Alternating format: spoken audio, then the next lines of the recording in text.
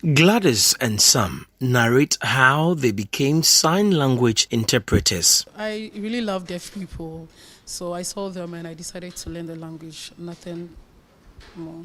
I'll say what got me in there is curiosity. I was very curious. I wanted to find out how deaf people communicate, whether they have sign representation for every word we said. And that curiosity, like the saying goes, curiosity kills the cat. I was not killed, but I got stuck in there. I never came out. It has been a journey of highs and lows. This job has taken me to bigger platform. Maybe if I weren't an interpreter, I wouldn't get that opportunity to be there, like going to the Jubilee House, being at the national television, having opportunities. It's giving me leverage. Opportunities. You get a lot of labeling, whether, for example, here, when you go for presses, for example, and you want to ask a question after signing, and you go up there to ask a question, and they hear your voice for the first time, they wonder, oh, so you could talk, So, yeah, just on the lighter side, we get that one a lot. And also, when you are not doing your normal job, and you venture into other areas and you're working and somebody recognizes you, like, were you not the guy on TV, signing? Oh, so you can talk? Oh, so you can do this and that and that. Yeah, sometimes, it's strange, but it's funny too. Though they find their work very intriguing, many sometimes downplay its importance. Over the years, how have the two dealt with this? Most people don't respect the sign language interpreters. They think, oh, what is sign language interpreter? You just come and throw your hands and that is it. They don't know the impact the deaf people get when we interpret, or the messages that it helps to bridge the gap because they cannot hear. So we help them to understand whatever is going on within their community or outside. I am not discouraged at all because, you know what? Every language has got its own grammar and syntax, and sign language has its format. Now, what people were saying, oh, this guy is becoming so emotional, this guy is very animated. Look, in the deaf community, the opposite is happening. It's like, yeah, that is what we want.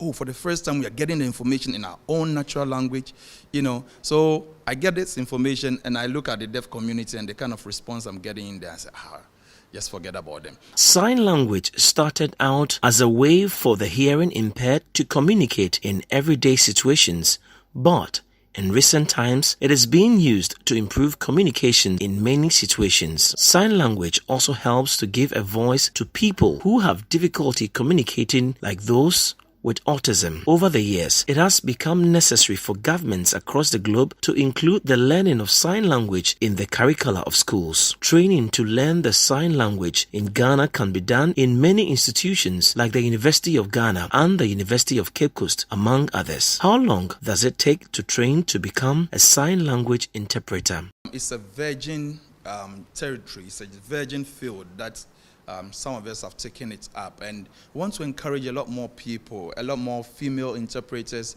We want, the young, now the universities are taking it up. University of Ghana, Legon, University of Education, Winneba, UCC is doing an advanced version of it where it concentrates more on sign language interpreting. You don't go to UCC when you don't have any basic knowledge about sign language interpreting, or you don't know how to sign, because the mode of communication is directly in sign language. We want to encourage a lot more people, especially nurses, doctors, the policemen, because they get in contact with these individuals on a daily basis. When you are working at the hospital and you're a nurse and you know basic sign language, and a deaf person you can source information from the deaf. If you want to become an interpreter, first of all, you have to learn the basics, which will take you 6 to 1 year. And then you further it up by being with the deaf community itself. You have to be communicating with them because they are going to teach you, their culture and then their language. So it's just normal way of washing hands. You put soap there, there is water, you pour it there, and you wash. Maybe under running water, you wash your hands. Very simple. That sign right there means that you should stay home during this period of COVID-19. Very intriguing communication skills for the hearing impaired or the deaf in the society. They have advised that government should train more of such persons because we'll be needing them in our hospitals, in our courts, and all sectors of the economy. My name is Kojo Agyemang reporting for City News.